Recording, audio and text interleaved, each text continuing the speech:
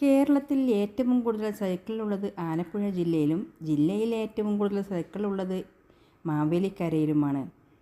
തിരുവിതാംകൂറിൽ ആദ്യമായി സൈക്കിൾ സ്വന്തമാക്കി അതിൽ സവാരി നടത്തിയ ആളാരായിരിക്കും?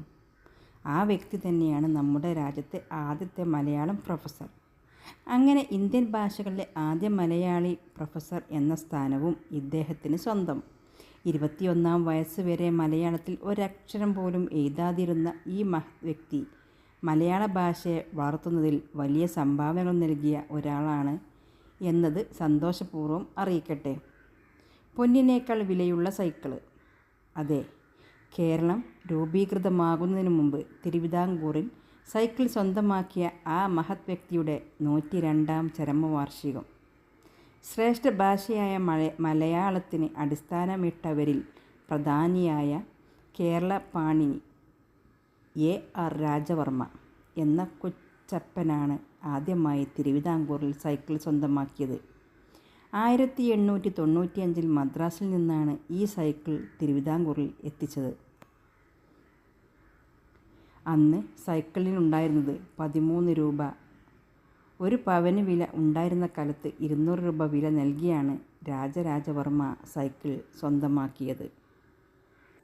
1863 ഫെബ്രുവരി 20-ന് ചങ്ങനാശ്ശേരി ലക്ഷ്മീപുരം കൊട്ടാരത്തിൽ ജനിച്ച രാജവർമ്മ അദ്ദേഹത്തിൻ്റെ ബാല്യകാലം കാർത്തികപ്പള്ളി കൊട്ടാരത്തിലും ഹരിപ്പാട് കൊട്ടാരത്തിലുമാണ് നയിച്ചത്.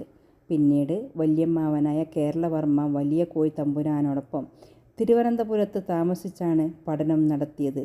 1889-ൽ മാവേലിക്കര കൊട്ടാരത്തിലെ സ്വാതി തിരുനാൾ മഹാപ്രഭ തമ്പുരാട്ടിയെ വിവാഹം കഴിച്ചതോടെ മാവേലിക്കരയുടെ മരുമകനായ ഇദ്ദേഹം വേനൽക്കാല അവധി ദിനങ്ങളിൽ മാവേലിക്കരയിൽ എത്തിയിരുന്നു. ഈ ദിവസങ്ങളിൽ കൂടെ സൈക്കിളും എത്തിയിരിക്കും എന്ന് കരുതപ്പെടുന്നു.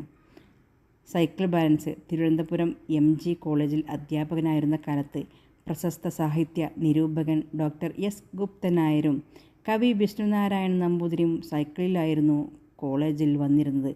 അതേസമയം അവിടെ വിദ്യാർത്ഥിയായിരുന്ന ഒരു കൊട്ടാരക്കരക്കാരൻ ദിവസേന അവിടെ നിന്നും ഡ്രൈവർ സമേതം കാറിലായിരുന്നു കോളേജിലെത്തിയിരുന്നത്. കൊട്ടാരക്കര കീഴോട്ട് രാമൻപിള്ളയുടെ മകൻ മുൻ മന്ത്രി R. ബാലകൃഷ്ണപിള്ളയായിരുന്നു ആ വിദ്യാർത്ഥി. കവി വിഷ്ണു നാരായണൻ നമ്പൂതിരി ഒരു അരസൈക്കിൾ മുതലാളിയായിരുന്നു. അക്കഥ പിന്നീടൊരിക്കൽ പറയാട്ടോ. ആദ്യമായി ആദ്യ എപ്പിസോഡ് ഇഷ്ടമായി എന്നും കരുതുന്നു. അഭിപ്രായങ്ങളും നിർദ്ദേശങ്ങളും വിമർശനങ്ങളും എന്നിവ എല്ലാം അറിയിക്കണം. അപ്പോൾ ഈ വീഡിയോ ഇഷ്ടപ്പെട്ടാൽ നിങ്ങൾ ഷെയർ ചെയ്യാൻ, ലൈക്ക് ചെയ്യാൻ, കമൻറ്റ് ചെയ്യാനും ഒപ്പം ആദ്യമായിട്ട് കാണുന്നവരൊക്കെ ഉണ്ടെങ്കിൽ ഒന്ന് സബ്സ്ക്രൈബ് ചെയ്ത് ബെല്ലൈക്കൺ ഇനേബിൾ ചെയ്ത് വെക്കാനും മറക്കരുത്.